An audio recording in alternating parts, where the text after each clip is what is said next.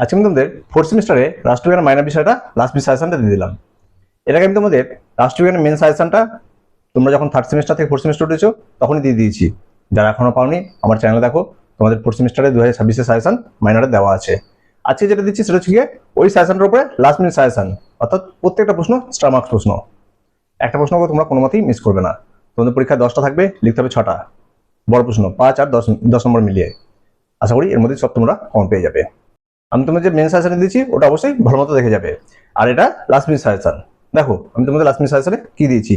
তবে হ্যাঁ, তোমরা যারা এখনো চ্যানেলটি সাবস্ক্রাইব করোনি অবশ্যই সাবস্ক্রাইব করবে, কারণ তোমাদের এরপর আমি ফোর্থ সেমিস্টার বা ফিফথ সেমিস্টার উঠলেই প্রথমেই তোমাদের সাজেশন আপলোড করে দেবো, যার যার সাহায্যে তোমরা কি করবে, প্রথম থেকে প্রস্তুতি নিতে পারবে এবং লাস্ট মিনিট সাজেশনে এরকম স্টামার্কস প্রশ্ন দিয়ে দেবো। এবার দেখো আমি কি প্রশ্ন দিয়েছি, ভালো মতো শুনবে তারপর লিখে নেবে, ঠিক আছে? আর যাদের আগের সাজেশনটা লেখা আছে খাতাটা বার করো, তারপরে স্টামার্কসগুলো দিয়ে নাও।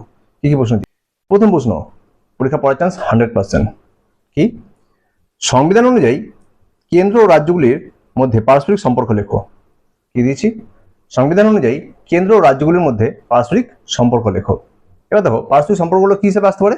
আসতে পারে এইভাবে, আর্থিক সম্পর্ক, আইন বিভাগ সম্পর্ক এবং প্রশাসনিক সম্পর্ক। এই তিনটি সম্পর্কের উপর আলাদাভাবে 5 নম্বর আসতে পারে। আর যদি একসাথে দেয় তাহলে 10 নম্বরে রাজ্য কেন্দ্রের মধ্যে পারস্পরিক সম্পর্ক।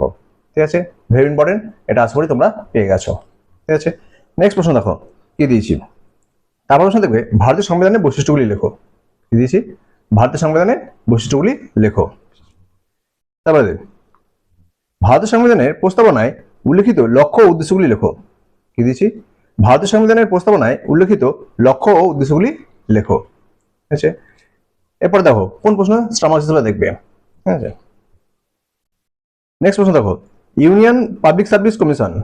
কি দিয়েছি? ইউনিয়ন পাবলিক সার্ভিস কমিশন অর্থাৎ ইউপিএসসি এর গঠন ও কার্যাবলী লেখো। তা কিসে দেখবে? ইউপিএসসির গঠন ও কার্যাবলী আলোচনা করো। তারপর দেখো ভারতীয় পুলিশ কর্তৃক, কি দিয়েছি? ভারতীয় পুলিশ কর্তৃক অর্থাৎ আইপিএস। আইপিএস এর কি?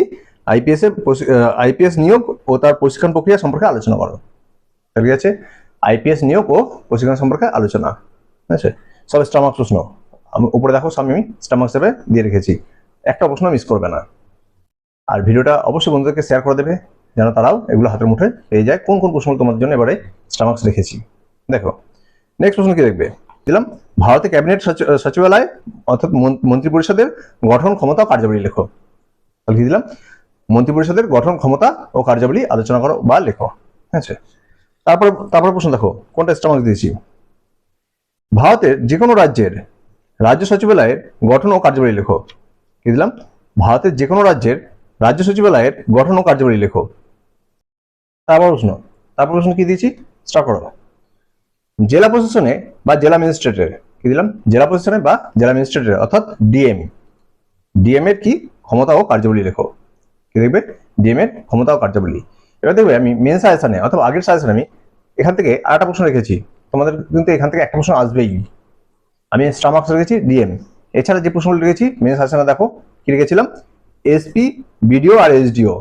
কি দিলাম? এসপি, এসডিও আর বিডিও এর কি দিয়েছি ক্ষমতা ও কার্যাবলী। ঠিক আছে, এটা আমার মেন সাজেশন আছে, আমি স্টারে রাখলাম না, কিন্তু করে যাবে। কিন্তু আগের সাজেশনটা ভালো মতো মুখস্থ রাখবে, আর এগুলো স্টার মার্কস প্রশ্ন, এগুলো তো কোনো মতেই মিস করবে না, দাড়ি কমা পর্যন্ত ভালো মতো করে যাবে। ঠিক আছে, তারপর প্রশ্ন দেখো, তারপর আমি কি লিখেছি পরের প্রশ্ন, ভারতের প্রশাসনিক সংস্কার কমিশনের গঠন ও কার্যাবলী আলোচনা করো। কি দিয়েছি? ভারতে প্রশাসনিক সংস্কার কমিশনের গঠন ও কার্যাবলী আলোচনা করো। এখান থেকে আর একটু যেটা লেজুর প্রশ্ন আসছে সেটা হচ্ছে গিয়ে প্রশাসনিক সংস্কার রূপায়ণের সমস্যাগুলি কি লেখো। কি আছে? প্রশাসনিক সংস্কার রূপায়ণের সমস্যাগুলি কি লেখো। এই প্রশাসনিক সংস্কারের রূপায়ণের সমস্যাটা ভেরি ইম্পর্টেন্ট। এইটুকু অংশটা কিন্তু তোমাদের এবারে 5 নম্বর হিসাবে খুব গুরুত্বপূর্ণ। ঠিক আছে, তাই এটা ভালো মতো হবে মুখস্থ রাখবে। তারপরে দেখো কি দিয়েছি, তথ্য অধিকার আইন। কি দিয়েছি? তথ্য অধিকার আইন অর্থাৎ আরটিআই কি? তথ্য অধিকার আইন বা আরটিআই কি? এর পটভূমি, উদ্দেশ্য ও বৈশিষ্ট্য লেখো। কি দিলাম? এর পটভূমি, উদ্দেশ্য ও বৈশিষ্ট্য লেখো। আরেকটা প্রশ্ন দেখে যেতে পারো, যেটা লাস্ট আমি রাখলাম, যেমন মেন সাজেশনে রাখা ছিল না, আমি এখানে অ্যাড করলাম।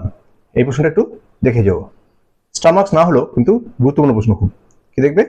ভারতের শাসন ব্যবস্থার বিশ্বায়নের প্রভাব লেখো। কি দিলাম, ভারতের শাসন ব্যবস্থার বিশ্বায়নের প্রভাব লেখো। এই প্রশ্নটা আমি মেন সাজেশনে রাখিনি, কিন্তু পরে আমি দেখলাম এটা তোমাদের জন্য 5 নম্বরের এবারে খুব গুরুত্বপূর্ণ প্রশ্ন। ভালোভাবে দেখে যাও প্রশ্নটা, ঠিক আছে? তাহলে আমি এই কটা প্রশ্ন তোমাদেরকে স্টার মার্কস হিসেবে রাখলাম, আর আগের সাজেশনটা মেন সাজেশনটাও তোমরা করে যাচ্ছ। দেখবে তোমাদের পরীক্ষায় আশা করি 10টার মধ্যে 6টা পেয়েই যাচ্ছ, আর কারো অসুবিধা হবে না। আর 2 নম্বরের প্রশ্ন সাজেশন আমি চেষ্টা করছি এরপরে আপলোড করার। তোমরা কমেন্টে জানিও তোমাদের প্রয়োজন আছে নাকি, আমি দেখবো। এরপরে আমি তোমাদের শর্ট কোশ্চেন সাজেশনটা খুব শীঘ্রই দেওয়ার চেষ্টা করব। আর যারা এখনো চ্যানেলটি সাবস্ক্রাইব করনি অবশ্যই সাবস্ক্রাইব করে রাখো। এভাবে তোমাদের আমি প্রত্যেকটা সাবজেক্টের এবং প্রত্যেকটা সেমিস্টারে মেজরের এবং মাইনরের সাজেশন আপলোড করে দিই, এবং লাস্ট মিনিট সাজেশনে স্টার মার্কসগুলো দিয়ে দিই। তাই তোমরা বাড়িতে বসে আমার এই গুরুত্বপূর্ণ ভিডিওগুলো, অর্থাৎ গুরুত্বপূর্ণ প্রশ্নগুলো, স্টার মার্কস প্রশ্নগুলো সব কিন্তু বাড়িতে হাতে পেয়ে যাচ্ছ। আর ভিডিওটা বন্ধুদেরকে অবশ্যই শেয়ার করে দেবে, যেন তারাও এগুলো হাতের মুঠে পেয়ে যায়, তাদের জন্য কারোর সাপ্লি না আসে, অর্থাৎ তোমরা যেন এক চান্সে কলেজ কমপ্লিট করতে পারো।